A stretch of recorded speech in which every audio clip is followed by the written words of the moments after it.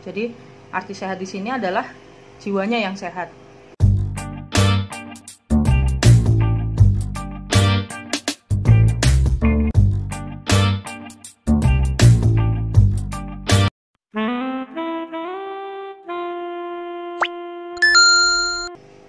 Untuk divine feminim, sifat-sifat divine feminim yang kuat adalah: 1. Intuisinya sangat kuat.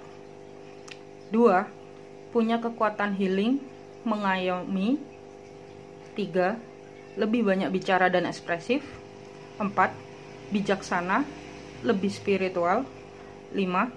Fleksibel. Di sini fleksibel dimaksudkan adalah suka mencolok-mencolok itu dia kadang masuk ke energi maskulin. Jadi ada beberapa divine feminim yang memang dia kuat. Jadi sendiri saja dia kuat karena dia bisa masuk ke dalam energi maskulin. Karena mereka lebih emosional.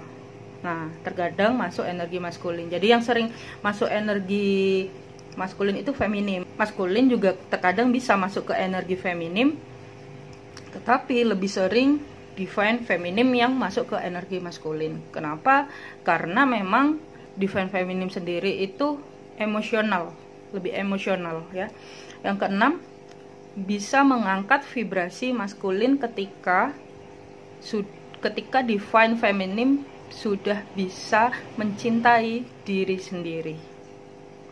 Oke, jadi antara keduanya terkadang vibrasi dan energinya berbeda meskipun mereka kembar, karena setiap perkembangan jiwa itu berbeda.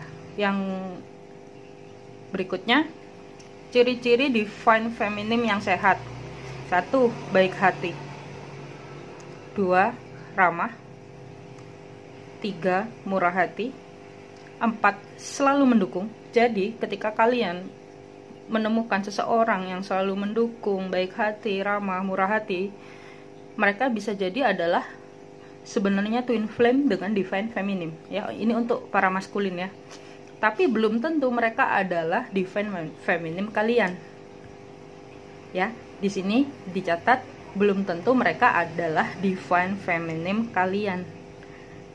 Dan untuk divine feminim kalian ketika menemukan divine maskulin dengan karakter seperti ini, belum tentu mereka adalah divine maskulin kalian.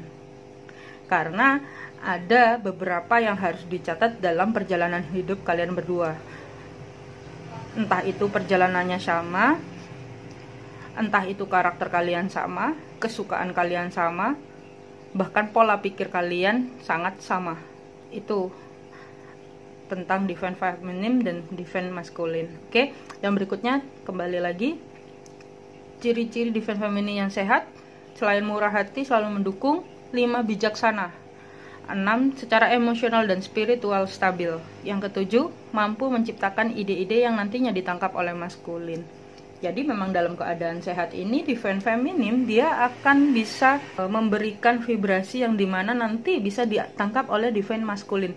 Sebenarnya itu antara dua twin flame yang sama-sama sehat, antara maskulin atau feminim, mereka berdua sama-sama sehat. Tetapi ketika hanya feminim saja yang vibrasinya sudah tepat tapi maskulinnya belum, mereka tidak akan bisa membuat ide-ide yang dijalankan. Dan tanpa mereka berdua saja sebenarnya misi jiwa mereka pun adalah sama, yaitu untuk menjaga kestabilan bumi dan menebarkan cinta kasih. Nah, di sini TBMT juga akan menjelaskan. Biasanya ada yang dibilang persatuan ya. Jadi kenapa twin flame itu dipertemukan? Sebenarnya twin flame dipertemukan itu adalah untuk membantu kita terbangkit secara spiritual. Jadi twin flame dipertemukan kepada kita, misalnya kita dimasukkan ke dalam ranah twin flame, itu adalah untuk membantu kebangkitan spiritual kita. Seperti yang ada di video saya sebelumnya mengenai kebangkitan spiritual, kita dipertemukan dengan twin flame kita. Dan di sini terkadang memang ada yang twin flame bisa menjadi satu atau union, ada twin flame yang tidak. Nah, twin flame yang bisa union mempunyai syarat. Syaratnya apa sih? 1.